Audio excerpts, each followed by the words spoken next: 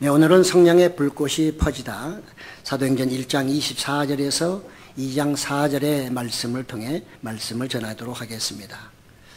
네, 브라질 사람들을 조차 하는 말이 들판에 뛰어다니는 영혼 없는 짐승이라고 부르는 인디오들에게 정말 복음을 전한 우리 한국의 선교사님이 계십니다. 김철기, 허운석 선교사님 부부인데요. 그들은 언더우드 선교상을 타기도 했습니다. 2006년에 허 선교사님은 폐암이라는 진단을 받게 됐고요. 그래서 정말 와서 이제 수술을 받고 6개월 만에 의사들의 만류를 뿌리치고 선교지로 다시 돌아가게 됐습니다. 근데 그가 가서 다시 선교를 할 때 참으로 성령의 놀라운 역사들이 나타나게 됐고요. 그래서 신학기도 세워서 100명의 신학생 졸업과 또 50여 명의 목사 안수를 주기도 했습니다. 그리고 또 놀라운 것은 단 한 번도 열리지 않았던 망고나무에 정말 가지가 부러질 정도로 열매가 열렸습니다. 그러니까 거기 있는 사람들이 얼마나 은혜를 받고 또 하나님을 믿겠어요. 그런 놀라운 역사들이 나타나게 됐습니다. 2010년에 암이 재발됐습니다. 5년 만에 다시 재발되었고 다시 또 검사를 받으니 1년밖에 살지 못한다고 했습니다. 그때 이 선교사님의 고백이 우리의 마음을 참 찡하게 합니다. 그럼 그 후에도 아마존 4개 교회를 세웠는데 그가 이렇게 말합니다. 이제 제가 선교사로 사람들에게 존경받을 만한 위치에 섰습니다. 제 스스로가 교만해질 수도 있는 시기였습니다. 그런데 이때 하나님께서 저에게 암을 허락하셨습니다. 사람들의 존경보다 천국에서의 선물을 주시려는 하나님의 배려였습니다. 사실 암이 발병하고 까닭 없이 많은 모욕과 수치를 당했습니다. 그렇게 헌신했으면 복을 받아야지 왜 암을 받았느냐며 의심의 눈초리들도 많았습니다. 그런데 죽음과 투쟁하는 그 고통이 예수 그리스도를 덧입게 하는 축복의 통로였다는 것입니다. 저는 이 생명 다하기까지 예수님만 높이다가 이 땅의 사명을 마치는 날 저는 주님 앞에 설 것입니다. 그가 이런 고백을 했다고 하는 것입니다. 오늘 사도행전의 말씀도 여러분 중에는 받기 어려운, 이해하기 어려운, 받아들이기 어려운 분도 계실 것입니다. 간절히 소망하고 있기는 오늘 하나님께서 여러분의 영안이 열리고 여러분의 심령의 성령이 충만하셔서 오늘 말씀의 의미가 무엇인지를 꼭 깨달으시고요. 여러분의 삶에 놀랍게 변화되는 역사가 있으시기를 예수님의 이름으로 축복합니다. 오늘의 사건은 두 가지로 볼 수 있습니다. 하나는 마띠아를 뽑는 사건 하나, 또 하나는 그들이 성령에 충만한 사건, 이 두 가지로 나눠볼 수가 있겠는데요. 저는 오늘 이 말씀을 또 준비하면서 이것이 영적 출애굽이 아닐까. 예수님의 제자는 그동안에 세상에 묶여있고 하나님 예수님이 이제 승천하신 이후에 그렇게 묶여있는 그들에게 성령의 충만하심으로 그래서 이제는 그들이 정말 애굽에서 출애굽하듯이 그들도 이제는 육에서 영으로 정말 탈출하는 그런 사건이라 이렇게 생각이 되어집니다. 하나님은 아브라함과 언약을 통해서 그들을 애굽에서 훈련을 오랫동안 시키셨고 모세라는 지도자를 통해서 가나안 땅으로 그들을 인도하시죠. 그 가는 과정 속에 말도 많고 탈도 많습니다. 왜? 그걸 이해하지 못하니까요. 그렇습니다. 이해하는 사람에게 복이 있지만 따라가는 사람, 순종하는 사람은 복이 있지만 그렇지 못한 사람은 중간에 다 하차하는 거죠.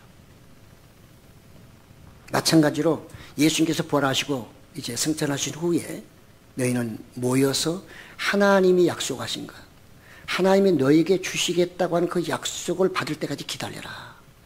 그게 예수님의 명령이었습니다. 그리고 땅끝까지 이르러 나의 증인이 되어라. 이제는 예수님이 승천하신 후에 그들에게 성령을 충만하게 하심으로 이제 그들은 새로운 세계를 열어가야 하는 것이죠. 마치 출애굽하듯이. 그들에게는 아브라함에게 하나님께 약속한 것이 가나안 땅이었다면 이제는 예수 그리스도가 제자들에게 약속한 것은 가나안 땅이 아니라 바로 하나님의 나라 천국이라고 볼 수가 있는 것입니다. 우리는 다 천국을 향해서 갑니다. 물론 이 땅에서 재밌게 즐겁게 행복하게 살아야 하지만 종국적으로는 그 모든 길은, 그 모든 방향은 천국을 향해서 가야 한다는 사실이죠. 이런 관점에서 오늘 말씀을 생각해 봅니다. 감람산에서 예수님의 제자들은 예수님의 승천을 보게 됐습니다. 그리고 천사들이 그렇게 멍하니 쳐다만 보고 있으면 어떻게 하니? 아니, 올라가 버린 예수님 보이지 않는 하늘만 쳐다보면 어떻게 할 건데? 너희의 사명이 무엇이야? 이런 깨달음을 주시고, 그래서 그들은 예루살렘으로 다시 내려오게 되죠. 감람산은 사실은 예루살렘이 밑에 있긴 하지만 어떻게든 간에 예루살렘으로 돌아오게 됐습니다.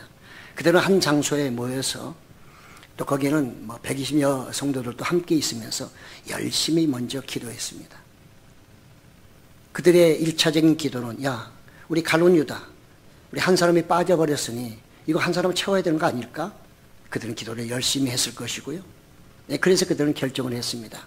우리 두 사람 중에 한 사람을 뽑아서 사도에다 집어넣자. 그래서 그들은 투표를 했습니다. 제비뽑기에서 결국은 한 사람이 뽑혔는데 그가 마띠아였습니다. 마띠아가 해야 될 일은 무엇입니까? 그들이 기도한 대로 봉사와 및 사도의 직무를 대신할 자를 그들이 뽑았고 그게 마띠아였습니다. 그들은 어찌 보면 채우는 데 굉장히 신경을 많이 쓴 것 같습니다. 이스라엘 출애굽할 때도 12지파로 시작했죠. 그러니까 그들도 12제자 사도들이 시작해야 된다고 생각했던 것 같습니다. 예수님도 또 어떤 가나의 혼인잔치의 첫 이적을 행하실 때에도 역시 채우는 사건부터 시작됐죠. 포도주가 떨어졌을 때 예수님은 그 항아리에 물을 가득 채우라. 그래서 요한복음 2장 7절도 보면 예수께서 그들에게 이르시되 항아리에 물을 채우라 하신즉 아기까지 채우니 떠다 주어라. 그래서 예수 그리스도는 모든 걸 완벽함 속에서 모든 걸 이행하신다는 사실을 우리에게 암시하고 있는 것이죠. 이제 제비뽑기는 구약의 한 형식이었습니다. 그것이 반드시 성경적이거나 그 제비뽑기 하지 않으면 안 된다는 것은 없습니다. 그것도 하나의 방법이고 그 후에 우리는 사람들이 투표를 통해서 정말 목회자를 선정도 하고 또는 교회의 일꾼들을 뽑지요. 그 얘기는 무슨 얘기일까요? 성경은 항상 유동적이고 나가서 상황에 따라 이렇게 적절하게 할 수 있다는 사실을 우리에게 알려주고 있는 것입니다. 그래서 많은 학자들은 이제 이때 이후로 신약에서는 제비뽑기가 사라지고 아마 성령께서 직접 말씀하심으로 모든 일을 이끌어 가셨다, 이렇게도 언급을 하고 있습니다. 우리는 한번 잠깐 그냥 지나가는 것으로 생각을 한번 해보자면 과연 그들이 이 마띠아를 선택한 것이 맞는 것일까? 왜냐하면 많은 신학자들은 연구를 합니다. 성경을 여러 가지 각도로 연구하기 때문에 그들은 여러 가지를 우리한테 이렇게 제시를 하죠. 마띠아의 사건에 대해서는 그가 봉사와 사도의 직무를 감당해야 하는 사람으로 그가 선정이 되고 제비를 뽑았는데 성경 어디에도 보면 마띠아가 나오는 곳이 없다는 거죠. 그럼 도대체 그 사람 뭐 했을까? 원래 사도라고 할 때 우리는 어떻게 규정하죠? 사도란 예수님과 공생의 부활을 본 사람을 사도라고 칭합니다. 그렇다면 마띠아는 그렇지 않을 가능성이 높은 거죠. 어떻게든 간에 성경에서는 더 이상 나타나지 아니하므로 일부 신학자들은 이거 제자들이 너무 앞서간 거 아니야? 이렇게도 말을 합니다. 저도 그들의 일부의 주장에 대해서는 저도 좀 일부 동감합니다. 저는 그래서 이 사도 바울이 자기가 사도라고 하는 말을 쓰게 하신 것도 하나님께서 성령을 통해 감동시켰다고 생각합니다. 우리가 사도라는 어떤 의미로 따진다면 예수님의 부활을 목격하고 함께 있어야 되는데 바울은 그 정도는 아니라 할지라도 그래도 최소한도 부활하신 예수님이 직접 그에게 나타나셨죠. 다메섹에 가서 기독교인들을 잡아서 감옥에 집어넣으려고 하는 그 열정 속에 부활하신 예수님이 직접 나타나시고 그의 눈도 멀게 하시고 또 아나니아를 통해서 그의 사명이 무엇인가도 직접 말씀하시고 그래서 그는 그 이후에 여러 가지 과정을 통해서 복음을 전하는 사도가 되었죠. 그래서 많은 사람들이 이 바울의 사도권에 대해서 아주 반기를 많이 들었고 의심을 많이 하기도 했고 받아들이지 않으려는 사람이 많았습니다.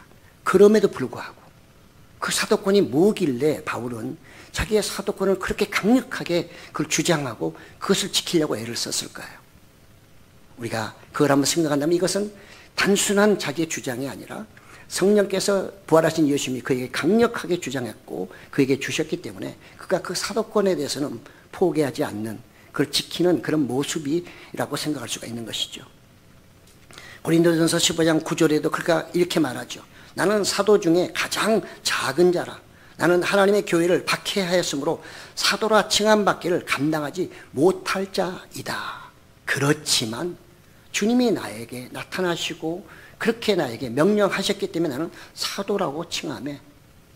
어쩔 수가 없는 것이고 나는 그렇게 해야 되겠다는 것이죠. 많은 교회들에게 사도라는 표현을 자주 쓰고 있습니다. 그래서 아예 편지 서문의 서두에도 그렇게 말하죠. 나는 예수 그리스도를 말미암아 하나님으로 말미암아 사도된 바울 나는, 여러분들에게 이런 편지를 씁니다. 이걸 강조하고 있는 이유도 한 번 정도는 생각해 볼 필요가 있다는 것입니다. 그렇습니다.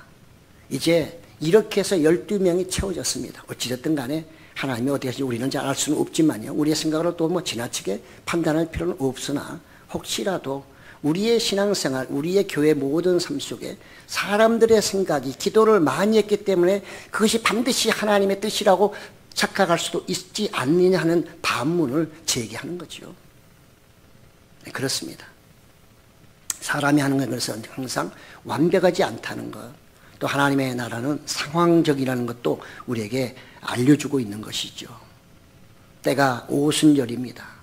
오순절은 어떤 때일까요? 6월절부터 50일 되는 날입니다. 어린 양이 죽어서 이제는 출애굽이 되는 사건이죠.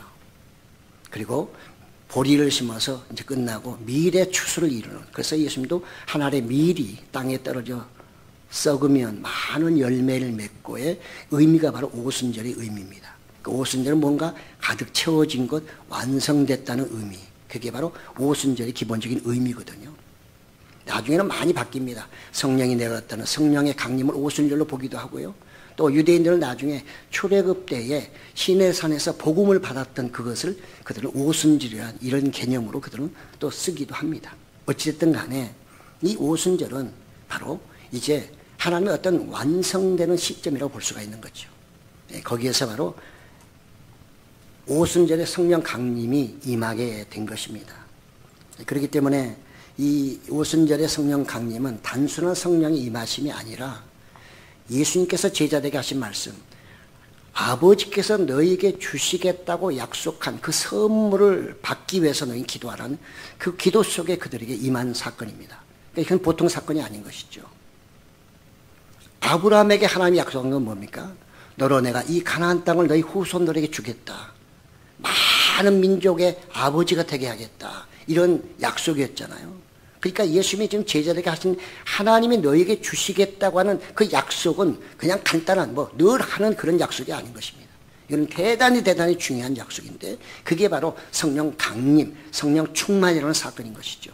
그래서 우리가 오순절의 성령 강림을 우리가 지키기도 하는 이유가 거기에 있는 것입니다. 우리는 성령 충만, 성령 강림에 대해서 우리가 좀 생각을 많이 해야 됩니다. 교단에 따라서는 이 성령에 대한 다양한 해석들이 있습니다. 우리는 장로교이기 때문에 아무래도 좀 의미에 있어서 좀 조용한 편이죠. 해석하는 데 있어서. 그리고 오늘 말씀도 굉장히 좀 난해한 말씀인 것입니다. 그러나 이 난해한 말씀을 여러분이 성령을 받으신 분들은 금방 이해가 될 수 있을 것입니다. 그렇지만 그렇지 못하신 분이 계시다면 기도하시고 이해하시려고 애를 쓰시는 게 좋습니다. 왜냐하면 이것은 성경의 말씀이고 하나님이 이루어가는 사건 중에 가장 중요한 사건이기 때문에 그런 것이죠. 그 사람들이 모여서 이제는 그 예수님의 명령을 지키기 위해 기도하고 있을 때, 모여서 있을 때, 열심히 기도할 때 바로 그들에게 어떤 사건이 일어났습니까? 오늘 본문을 보시면 바로 그들에게는 정말 그 호련이 하늘로부터 2절에 호련이 하늘로부터 급하고 강한 바람 같은 소리였습니다. 소리를 우리가 들어야 됩니다.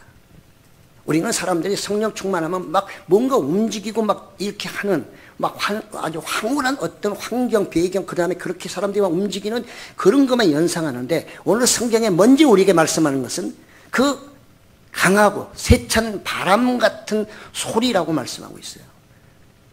그냥 단도직입적으로 말하면 이것은 저는 하나님의 음성이었다, 성령의 소리였다고 말할 수가 있는 거죠.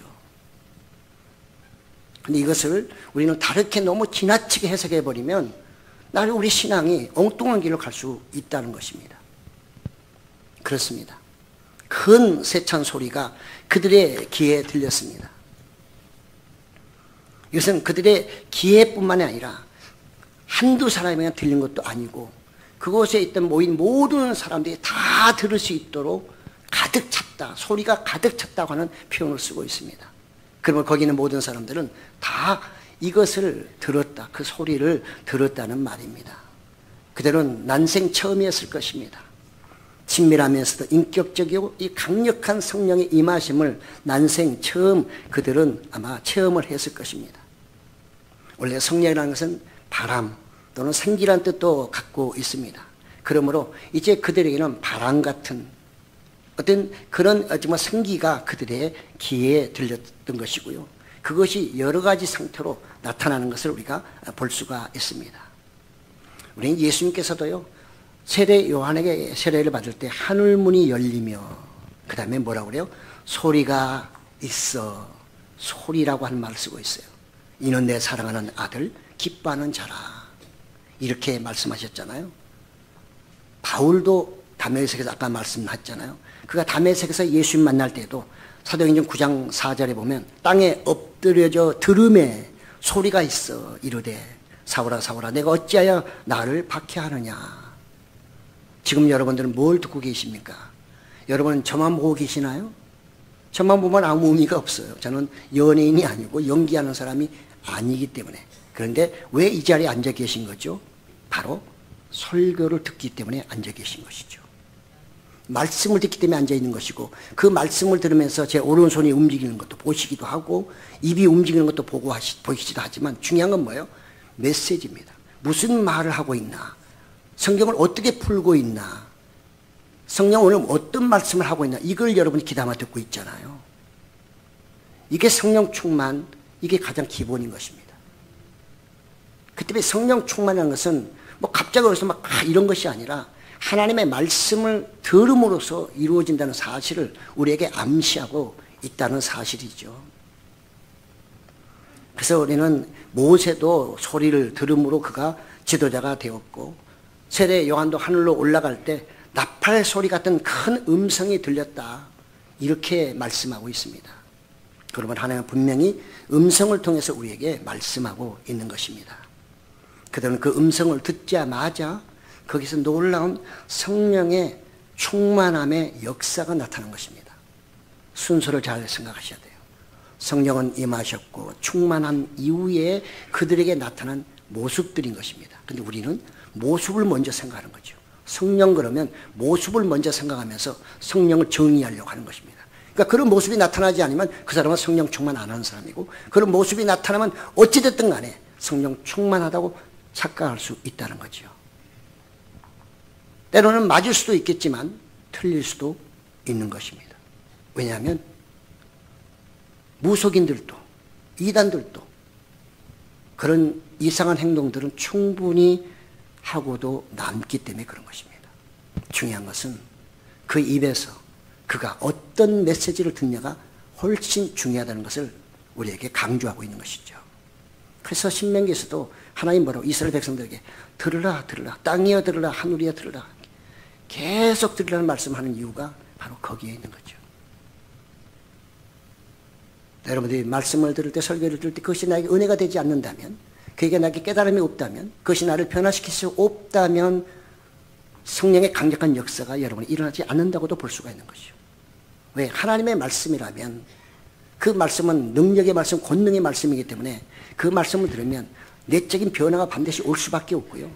그 내적인 변화는 많은 사람들에게 여러분의 변화된 모습을 보여주고 뿐만 아니라 여러분의 입에서 나가는 자신의 고백, 신앙 고백을 사람들에게 들려줄 수 있는 것이거든요. 그래야 기독교는 살아 역사하는 교회고 종교가 될 수 있는 것이죠. 세상 사람들은 그걸 압니다. 그래서 우리 보고 뭐 하는 거예요? 니네 말하는 대로 보여달라는 거예요. 그렇게 말은 잘하면 좀 보여줘봐. 사랑, 친절, 뭐 감사 등등. 그걸 좀 보여줘 버리는데 이걸 못 보여준 거예요. 왜? 내 안에 채워진 게 없으니까. 들은 것도 별로 없으니까. 들어야 채워지고 채워져야 나갈 텐데 들은 것도 없으니 채워주지도 않고 그럼 뭘 얘기하겠어요? 우리는 괭가리밖에 안 되는 거죠. 하나님의 나라, 성령은 그냥 왔다가 조용히 가시는 분이 아니고 그분은 우리 안에 임재 충만케 하심으로 우리의 삶을 놀랍게 변화시키고요. 하나님이 원하시는 이 일을 감당하도록 우리를 이끌어 가시는 거죠. 출애굽 때 모세가 이스라엘 백성을 이끌어서 어디로 가기 싫다고 해도 애굽으로 갈래 그래도 안 돼. 어디로 가야 돼? 너희는 나를 따라 가나안 땅 가야 되는 거야. 돌아가면 안 돼. 그럼 죽음이야. 라고 하듯이 성령은 우리에게 임재하시고 충만하게 하시면 성령은 우리에게 뭐라는 거예요? 너희는 나를 따라 어디로 가야 된다? 하나님의 나라 예수 그리스도에게 천국을 향해서 가야 된다고 계속 주장하는 것이거든요. 근데 성령으로 변화되지 않고 성령이 충만하지 않게 되면 거부하는 거죠. 나는 못 가. 출애굽을 잘 읽어보. 지금 이제 오후에 출애굽기를 오늘부터 시작하니까요. 출애굽을 잘 읽어보시면 답이 다 나와 있어요. 그렇습니다. 그래서 성령의 충만으로 인해서 나타난 현상들을 오늘 다시 한번 보면요. 우선은 첫째는 불꽃이 혀처럼 갈라지면서 각 사람에게 불꽃이 혀처럼 갈라지면서 이건 어떤 이미지일까요? 벌써 불꽃이 혀끝에 갈라지면서 혀끝에 임했다 또는 혀처럼 갈라지면서 각 사람에 임했다고 하는 그 이미지 속에는 그 성령의 불이 누구에게 사람들의 입에 임했다는 뜻으로 우리는 금방 이미지가 생기지 않나요? 그걸 금방 좀 여러분들이 이렇게 뭔가 연상할 수 있지 않나요? 그렇습니다. 불이라고 하는 것은 하나님을 상징하기도 하고요. 그 불은 하나님의 임재를, 하나님의 심판을 또는 나아서 더러운 걸 깨끗하게 청소해버리는 그런 의미를 갖고 있습니다. 그래서 마태복음 3장 12절에도 손에 키를 들고 자기의 타작 마당을 정하게 하사 알곡은 모아 곡간에 들이고 죽정이는 꺼지지 않는 불에 태우시리라 이렇게 말씀하고 있거든요. 그 불이 지금 어디에 임했다는 거예요? 바로 거기에 모인 사람들의 혀에 임했다는 것이죠. 왜? 그들의 혀를 통해 성령의 말씀을 전하도록 하기 위해서. 다른 게 아닙니다. 사랑하는 성도 여러분, 정말 여러분 하나님의 은혜, 놀라운 은혜를 체험하고 싶은가요? 그러면 주의를 한번 해보세요. 그 주의는 목사들 그런 뜻이 아닙니다. 하나님이 여러분이 감동하는 그 조그만 일이라도 열정을 가지고 주를 위해 헌신하면 거기서 놀라운 기적의 역사들이 나타나는 것입니다. 큰일만 한다 나타나지 않아요. 어떤 사람은 청소만 교회에 몰래 와서 청소하는데 그 사람이 나중에 하나님께서 크게 써가지고 훌륭한 인물 되는 사람들 엄청나게 많습니다. 그렇습니다. 하나님의 나라에서는 크고 작은 것이 아니고 내가 얼마큼 주신 사명을 충실하게 이행하느냐에 달려있는 것입니다. 그래서 그들의 입에 이제 하나님의 영이 성령이 임했다. 충만하게 임했다. 이렇게 볼 수가 있는 것이죠. 어떤 학자는 이것을 이렇게 해석합니다. 아, 이거는 바벨탑 사건 이후에 우리의 모든 사람들이 전부 다 말이 소통이 안 되도록 갈라져 버렸는데 혼절, 그야말로 이제는 그 혼합 상태로 가버렸는데 말을 소통이 안 되니까요. 그랬는데 이 성령을 통해서 다시 언어가 하나 되게 하시는 사건이다. 이렇게 말하고 있습니다. 그렇습니다. 우리는 성경을 통해서 하나가 되고 있죠. 성령을 통해서 하나가 되고 있습니다. 그렇잖아요. 세계적인 메시지를 통해서 2000년 전만 AI가 어디 있습니까? 지금 우리가 이 말씀을 그대로 이해할 수 있는 게 지금 제가 만약에 세계적인 인물이라면 여기서 설교를 딱 하면 이게 만약 동영상으로 전 세계 띄워진다면 전부 다 각 나라 말로 전부 다 번역이 그 자막에 다 띄워집니다. 나는 한국말 하지만 어디는 영어로 어디는 독일어로 어디는 불어로 다 동시에 번역이 되는 통역이 난 그 자체 AI가 통역해서 나가는 시대가 되어버렸어요. 그렇습니다. 하나님의 말씀은 그 당시에는 이해를 못하지만 세월이 흘러가면서 그것이 현실화된다는 것을 우리는 성경과 이 시대를 보면서 그대로 인정할 수밖에 없잖아요. 그 되고 있잖아요.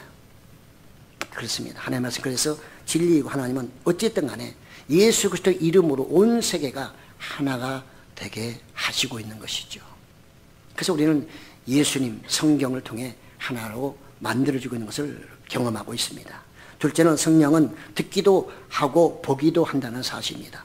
옷을 입는 성령, 여기에 모였던 사람들이 이제는 성령이 충만해서 그들 입에 이제 그말 놀라운 성령의 역사가 나타나게 될 때 그들은 눈으로 보잖아요. 사람들이 어떻게 변화도 기도하는 그 모습을 보며 그 다음에 그들이 말하는 것을 다 듣고 있잖아요. 그렇잖아요. 예. 성령이 강력하게 역사하는 사람은 사람들이 보고 느낍니다. 그래서 성령이 충만한 사람이 전도를 하면 그런 사람 대부분 앞에서 쉽게 세상 말하면 굴복하게 돼 있고요. 말씀을 받아들일 수밖에 없어요. 그 말씀이 너무 강력하기 때문에 듣는 사람에게 두려움을 주는 거죠. 그리고 그 사람의 모든 모습을 볼 때 이건 보통 사람이 아는 걸 보는 사람이 아는 거예요. 바울이 그랬단 말이죠. 바울은 자기 말로 못생겼대잖아요. 뭐 눈에 뭐 안질인지 뭔지도 모르고. 그렇지만 그가 처음에 가서 복음을 전할 때 바울이 뭘 보고 그 사람들이 바울을 믿었겠어요? 바울이 전하는 메시지 자기 말도 어눌하다 했잖아요. 그럼 뭘 보고 믿었겠어요?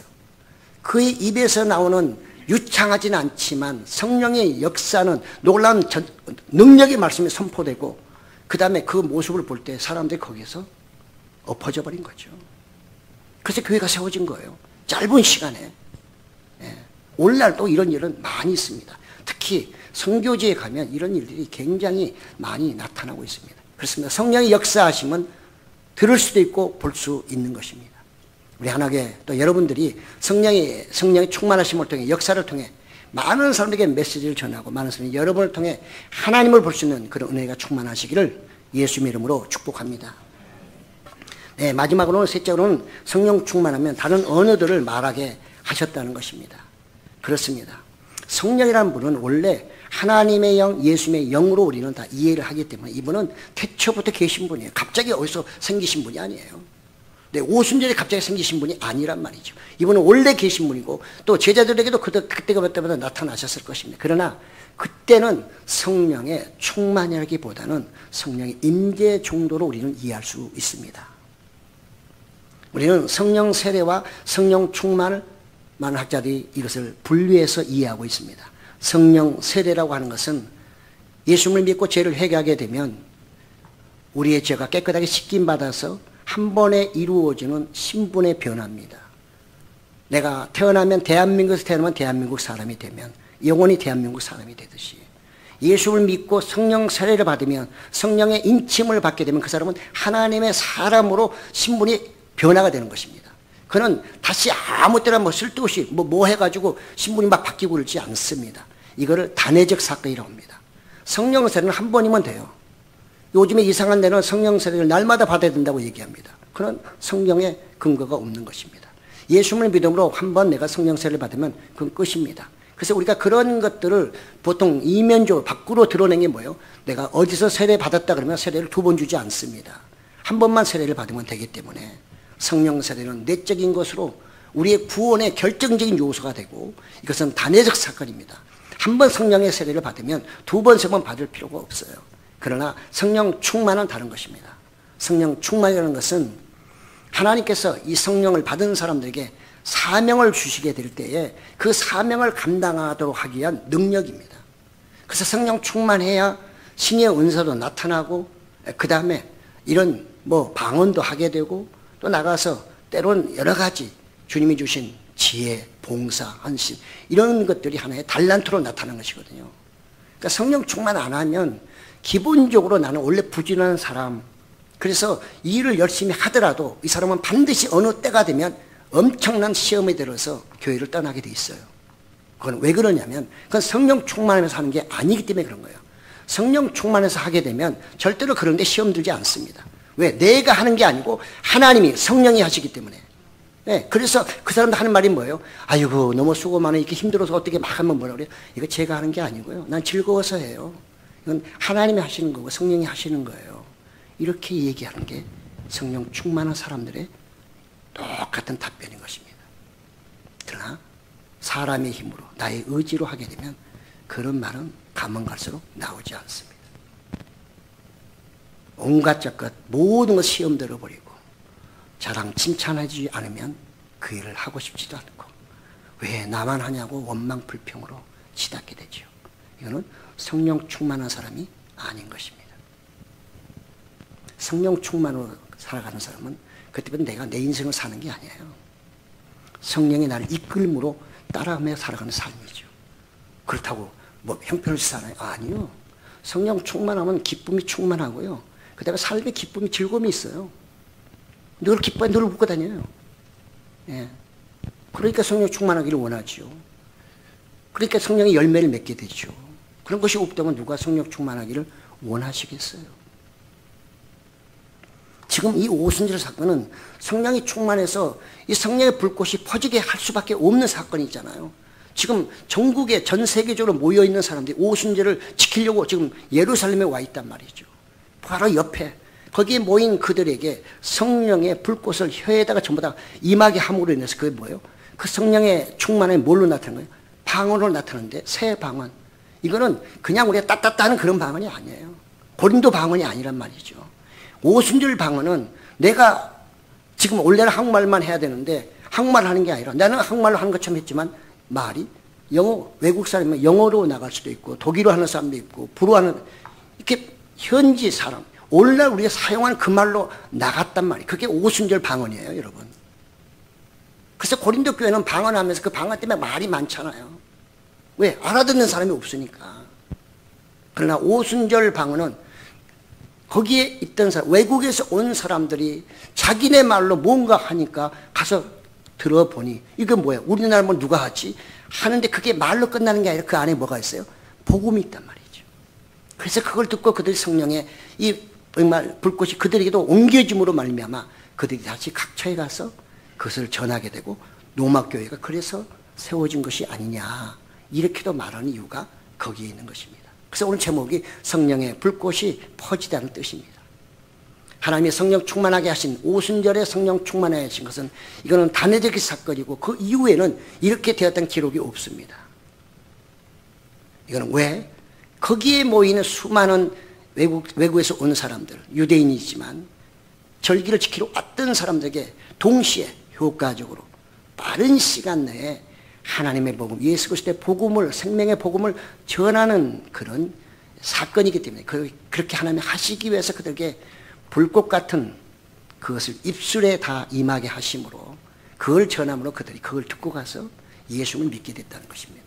그리고 성령이 무엇인지를 깨닫게 됐다는 그게 오순절 성령 강림의 사건입니다. 그래서 우리가 성령 충만이라고 얘기를 하는 것입니다. 성령은 다양한 방법으로 지금도 역사하시죠. 그렇습니다. 그런 성령 충만한 사건 속에는 뭐 다양한 것도 있죠. 그러나 저는 아주 기본적인 것. 그래서 여러분들이 정말 성령 충만하기를 원하신다면 주님이 기뻐하신 일을 찾아서 한번 해보세요. 일하실 때 불평하지 마시고 남 사람 보지 마시고 어째 기도하면서 주님만 위해서 일하면 주님이 때에 따라 능력도 지혜도 건강도 다 책임지시는 사실을 경험하실 줄로 믿습니다. 오늘 말씀을 통해 세 가지로 간단하게 정리하고 마치려고 합니다.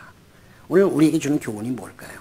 성령 충만을 받거나 하나님의 일을 하려고 하면 기도를 먼저 준비해야 된다. 외적인 경건함과 나가서 믿음으로 채워야 돼요. 이거 반드시 주님이 말씀하신 우리에게 하나님의 언약의 약속을 주실 거라는 그 믿음으로 채워져야 내 속에 있는 불신들이 다 빠져나가게 되겠죠. 그런 과정 속에 자기를 보게 되고 회개도 하게 되고 용서도 구하게 될 것이고요. 그러면 간절함도 생기게 될 것이고 성령께서 당연히 채워진 것은 말할 필요가 없는 것입니다. 두 번째로 성령 충만은 듣거나 볼 수 있다고 말씀하고 있습니다. 이미 제가 말씀드렸잖아요. 바울도 그래서 보고 들었고 세례 요한도 보고 들었습니다. 사도 요한도 보고 들었습니다.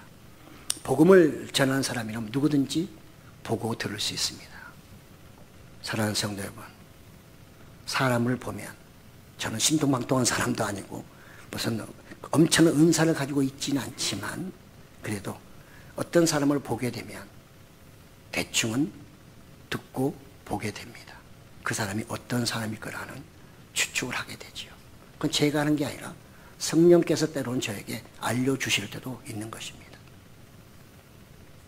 세상에 우리가 그렇게 되기를 원하고요. 하나님도 우리가 그렇게 되어 너희가 세상 사람에게 복음을 전하고 세상 사람에게 하나님의 자녀인 것을 보여주어라.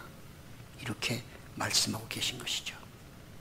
마지막으로 성령 충만의 은사는 전도자에게 주어지는 하나님의 선물입니다. 우리는 그냥 무조건 주여 나에게 능력 주시옵소서. 뭐에다 쓰려고? 그 능력 주면 뭐에다 쓰려고? 네? 불필요한 건 능력 줘봤자 뭐예요? 생전 쓰지 않는 삽자루를 달라면 그거 주면 뭐예요? 그냥 옆에서 세우면 무슨 의미가 있겠어요? 농부가 삽을 원해야 농부한테 주면 그게 얼마나 유용하게 쓰겠어요? 마찬가지. 그래서 제가 말씀드린 대로 여러분의 마음에 감동이 있을 거예요. 너는 이거 해야 돼. 그런 성령의 감동을 주실 때 그냥 일하세요. 그런 감동을 그냥 하시면 돼요. 예수님이 가서 너희 기다리면 하나님의 약속을 주신다고 했잖아요. 기다리니까 받잖아요. 그들이 뭐 해가지고 받는 거 아니잖아요. 말씀에 순종하게 되면 성령께서 그 사람들에게 필요한 것들을 충만을 통해서 은혜도 주시고 능력도 주시고 엄청난 역사들을 하게 되는 것을 경험하게 되실 줄로 믿습니다. 그렇습니다. 하나님은 우리에게 성령을 주시고 성령 세례를 주시고 성령 충만을 주실 때는 반드시 하나님의 일을 하도록 하기 위해서 주시는 사실을 우리는 잊어서는 안 될 것입니다. 그 일을 하는 그들에게는 먼저 그의 나라 그의 의를 구하라. 그러면 이방인들이 구하는 먹고 마시고 있는 모든 문제를 내가 도와해 주리라. 그 말씀도 기억하시면서 하신다면 은혜가 충만하게 되실 것이고요. 원망 불평하기보다는 하나님만 보고 일하게 되실 줄로 믿습니다. 그러면 그런 은혜가 여러분에게 충만하실 줄로 믿습니다. 그래서 그런 것을 많이 듣고 보심으로 여러분들이 사람들 앞에 간증하시는 그런 여러분 되시기를 주님의 이름으로 축복합니다. 아멘. 기도하시겠습니다.